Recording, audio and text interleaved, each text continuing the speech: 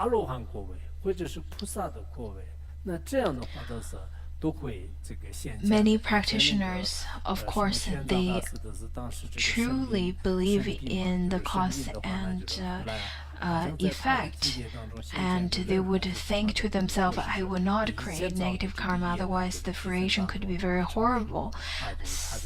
And this kind of negative karma that I create may even mature even when I attain the fruition for arhathood, bodhisattvahood, and so on, such as when Master Xuanzang got ill, someone appeared in front of him saying that now the fruition of your previous karma has matured. So we can see even the great masters like Xuanzang would also experience the suffering of previous negative karma. We should contemplate in such a way. As it is stated in even the Diamond Sutra, where it says that all the suffering that I should have endured when I reborn into the realm of hungry ghosts and hell realm, if I experience them in this lifetime, it would be rather much lighter than I should have received, such as headache and so on. With such kind of suffering, if you experience it in this lifetime, you may avoid it in reborn in hell realm, and that is much better. So for some Buddhists, after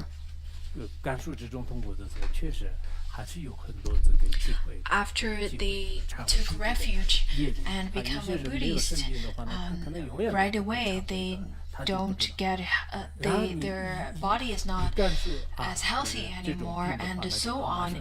You can contemplate in such a way. So the benefit of the suffering is that it could help you to take refuge in the three jewels. It could help you to eradicate your arrogance, and it could help you to, and it gives you a chance to confess your previous negative karma. There are people who would there are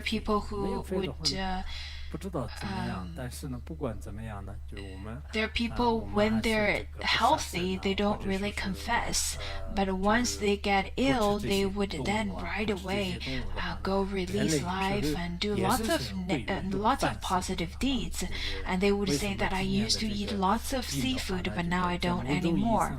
So things like such, I think it really shows that it is a great way of creating opportunities for you to confess your previous karma. This year, I think, because of the pandemic, in some ways, I think many people truly felt that because we killed so many sentient beings before, we should really confess. Well, of course, I think without having to make this point very clearly, we would feel that this pandemic has something related to human beings ourselves. So this suffering, of course, it would be really wonderful to confess and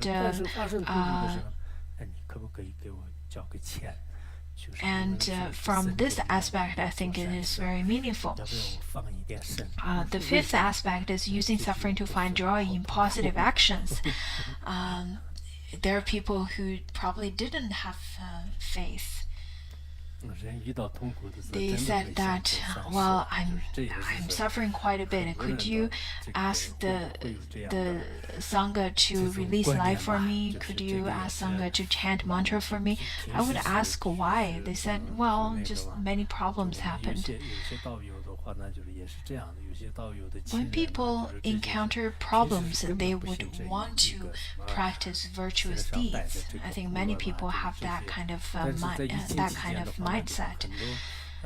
For example, many relatives of our Sangha over here who are non-believers, they don't believe all the mantras and all the pendants and so on. But during pandemic, they would ask around and say, "Do you have so and so mantra and the pendant? Can I keep it at my home because I think it would be helpful?" And I think this pandemic definitely brought lots of people stronger or closer to having a faith. Therefore, suffering brought something beneficial to them. Suffering brought them faith. This is quite wonderful. And then say to yourself, if I really want to find happiness, which is the opposite of suffering, then I have to make an effort to practice its cause, that is positive action.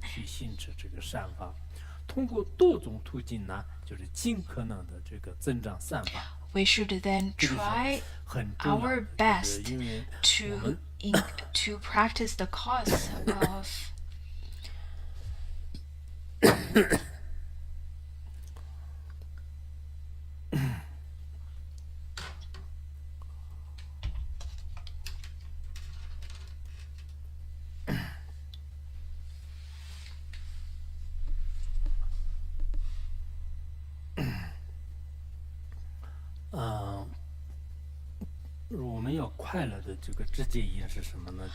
the direct cause of happiness is virtuous deeds, and the direct cause of suffering is non-virtuous deeds.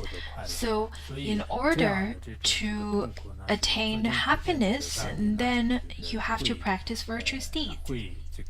And in such a way, it slowly will let you depart of the sufferings, and at the same time the virtuous deeds and happiness will grow naturally. Or when you're suffering, your faith towards virtuous deeds will continuously to grow. So, but whenever we're happy,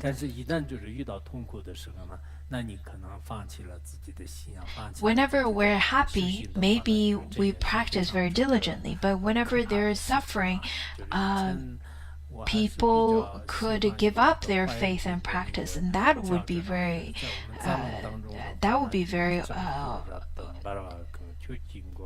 a wrong way of looking at it. I really like this teaching from Avatamsaka Sutra, where it says that even if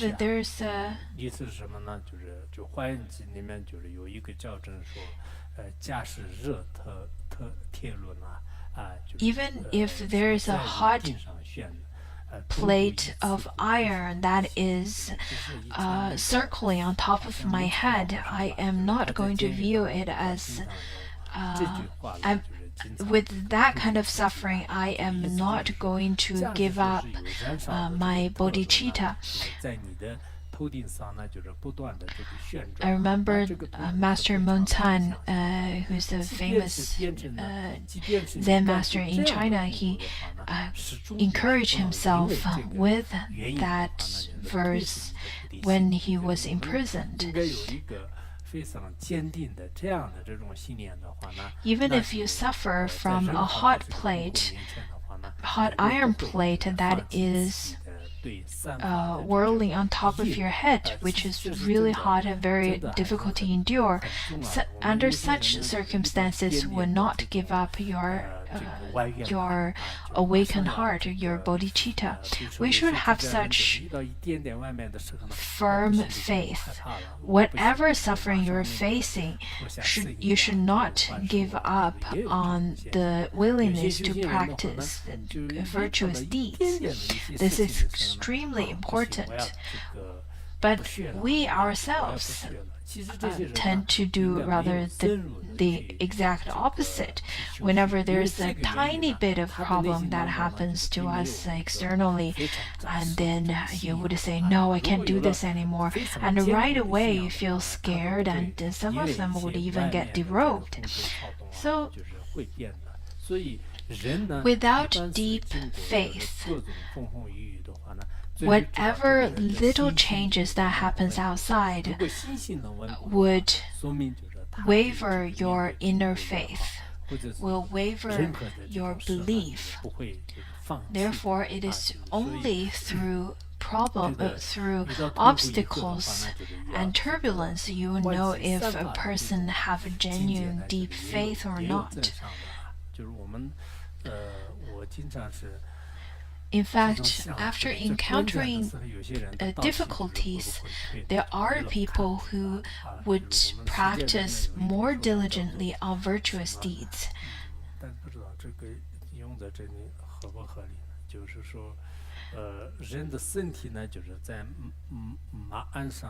It is said that when people are sitting on the saddle, the body should be light, and when a person is facing critical moment, the mind should be quite stable.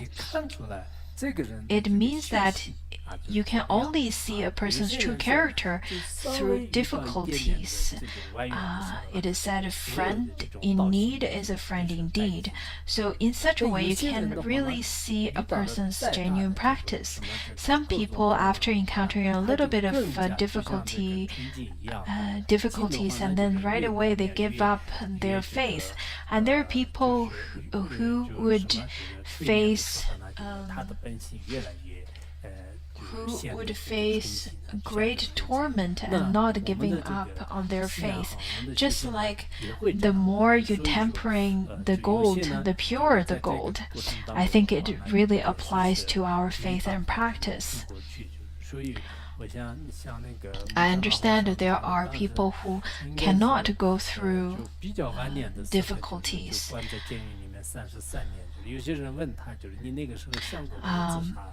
But look at the great masters from the past. Master Mengcan, in his later years,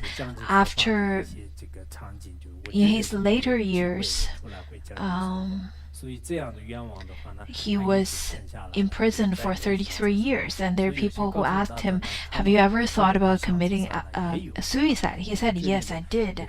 But because my name is Mengcan, Mengcan means contemplating in dream."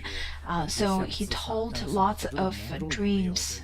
So he said that in his dream he dreamt that he will have opportunities to give the Dharma teachings to people after he got released from prison. Therefore, that really kept him to persist all the way through. With this kind of genuine wish, he then stabled his mind and did not commit suicide.